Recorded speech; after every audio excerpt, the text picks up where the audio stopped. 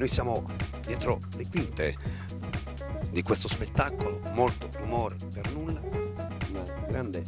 un grande scritto di Shakespeare che realizzò nel 1500, uno scritto tra l'altro ambientato a Messina, quindi in Sicilia. Noi siamo qui nel backstage di questo spettacolo, 25 attori che alcuni andremo a conoscere adesso, e si parlerà per l'appunto di questo spettacolo che sta facendo un gran successo per tutta Italia. Quindi state con noi, l'appuntamento è fra pochissimo naturalmente.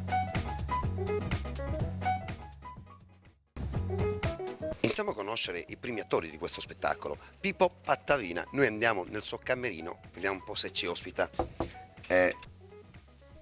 Buonasera, buonasera.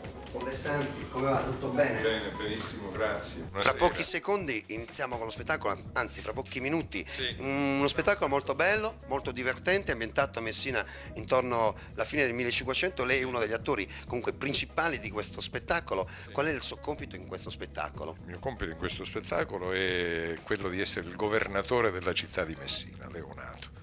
È un'autorità incredibile, il padre della ragazza per cui succede una tragedia organizzata da un mentecatto, da un disonesto, e poi attraverso questa tragedia, questa cosa sinistra che organizza questo personaggio, questo padre è distrutto dal dolore perché fanno capire che la figlia è un poco di buono, è una che si fa l'amore con tutti, ecco, oggi si direbbe è una puttanella praticamente, invece non è per niente vero, la ragazza è onestissima. Che colpa! Caro Conte, ma se voi per saggiarla avete sconfitto la resistenza della sua giovinezza e sopraffatto la sua verginità... So quello che volete dire, no Leonato, no, io mai la tentai.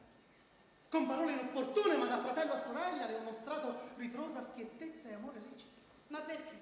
Vi sono forse apparse diverse? Appunto, apparsa, parliamo di apparenza. Ma sta bene il mio signore che straparla così? Voi, diletto principe, ma perché tacete? Che cosa dovrei dire? Sono disonorato anch'io, che mi sono adoperato per unire il mio amico qui ad una baltrana.